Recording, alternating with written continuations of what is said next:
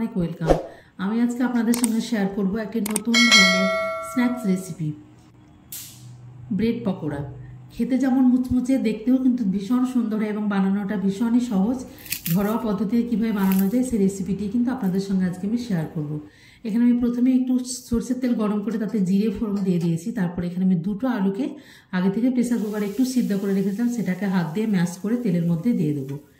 তেলের মধ্যে কিন্তু যদি মশলাগুলো দেওয়া যায় তাহলে মশলাগুলো পুড়ে যেতে পারে, তাই আলুর উপরেই আমি এখানে আদা এবং কাঁচা লঙ্কাটা একটু গ্রেট করে নিয়েছি, সেই মশলাটাই প্রথমে দিয়ে দেবো।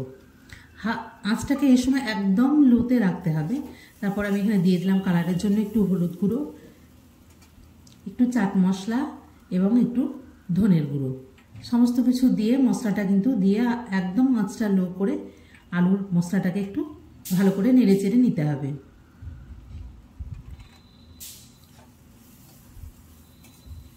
এখানে আমি দিয়ে দিলাম স্বাদ অনুযায়ী একটুখানি লবণ, আর এখানে আমি নিয়ে নিয়েছি একটু কসুরি মেথি এবং একটু গরম মশলার গুঁড়ো। একদম পুরটা কিন্তু আমার রেডি হয়ে গেছে। এখানে গ্যাসটা অফ করে দিয়ে এবার ধনের পাতাগুলো দিয়ে দিয়েছি, তারপরে ভালো করে মাখিয়ে নিলেই কিন্তু পুরটা একদম রেডি। এদিকে বেসনের ব্যাটারটা তৈরি করব, তার জন্য আমি এখানে 1 কাপ পরিমাণ বেসন নিয়ে নিয়েছি। তাতে দিয়ে দিলাম প্রয়োজন মতো লবণ, একটু হলুদ গুঁড়ো এবং কালারের জন্য একটু কাশ্মীরি লঙ্কা গুঁড়ো। ভালোভাবে মিশিয়ে নিয়ে এটাকে জল দিয়ে খুব ভালোভাবে 2 থেকে 3 মিনিট পর্যন্ত কিন্তু ফেটিয়ে নিতে হবে। যত ভালোভাবে ফেটানো হবে পকোড়াগুলো কিন্তু ততটাই খেতে মুচমুচে হবে এবং ফুলে যাবে অনেকটা। এটাকে এইভাবে মাখিয়ে কিন্তু 5 থেকে 10 মিনিট মতো রেস্টে রেখে দেবো। এদিকে পাউরুটির আমি যে ব্রেডের স্লাইসগুলো হয় সেগুলো নিয়ে এদিকে পুরটা কিন্তু ঠান্ডা হয়ে গেছে। এইভাবে উপর থেকে খুব ভালোভাবে প্রলেপ দিয়ে নিতে হবে। তারপর সমানভাবে আরও একটা ব্রেড ওপর থেকে দিয়ে এইভাবে ছুরির সাহায্যে কোনাকুনিভাবে কেটে নিতে হবে। আপনারা চাইলে কিন্তু এটাকে 4 টুকরো করেও কেটে নিতে পারেন। এদিকে 10 মিনিট থেকে 15 মিনিট পর আবার বেসনের ব্যাটারটাকে আমি এবার এখানে মিশিয়ে দেবো। একটু যেন কুড়কুড়ে এবং মচমচে হয় তার জন্য 2 চামচ চালের গুঁড়ো আর সামান্য পরিমাণে খাবার সোডা। তারপরে ভালো করে আবার একটু জল দিয়ে ঠিক এই ঘনত্ব অনুসারে একটা ব্যাটার তৈরি করে নিতে হবে। এর থেকে পাতলা বা মোটা কিন্তু করা যাবে না। এদিকে আমি একটা কড়াইয়ের মধ্যে তেল গরম করতে দিয়েছি, সেই গরম তেল 2 চামচ পরিমাণে এবার এই বেসনের ব্যাটার মধ্যে দিয়ে দিলাম। গরম তেল 2 চামচ দিলে কিন্তু এই পকোড়াগুলো ভাজার পরেও কিন্তু অনেকক্ষণ মুচমুচে থাকবে, তো অবশ্যই একবার 2 চামচ দেওয়ার চেষ্টা করবেন।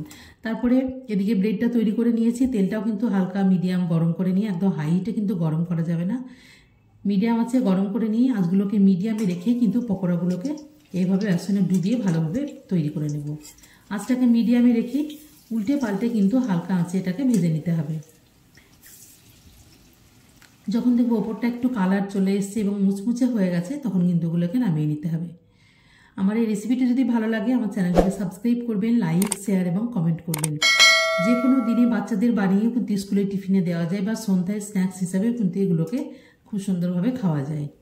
গরম গরম খেতে কিন্তু দারুণ লাগে। এদিকে আমার হয়ে গেছে, এগুলোকে একটু তুলে নিয়ে ভালো করে তেল ঝরিয়ে তুলে নিতে হবে। 2টো ব্রেড সাইজ দিয়ে কিন্তু 2টো পকোড়া তৈরি হয়ে যাবে। বাকি আরও ছিল সেগুলোও কিন্তু এইভাবে আমি ভেজে নেব। আঁচটাকে এখানে একদম মিডিয়ামে করে রেখেছি, একদম লোতে করে ভাজা যাবে না, তৈরি না হলে কিন্তু তেলটা কিন্তু অনেক শোপ করবে। তাই হাই টু মিডিয়ামে রেখেই কিন্তু এগুলোকে ভেজে নিতে হবে। এগুলোও তৈরি হয়ে গেছে, এগুলোকেও একটু তেল ঝরিয়ে ভালোভাবে তুলে নেব।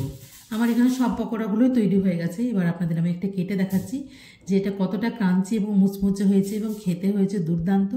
এইভাবে কেটে গরম গরম যে কোনো সস বা চাটনির সঙ্গে আপনারা পরিবেশন করুন।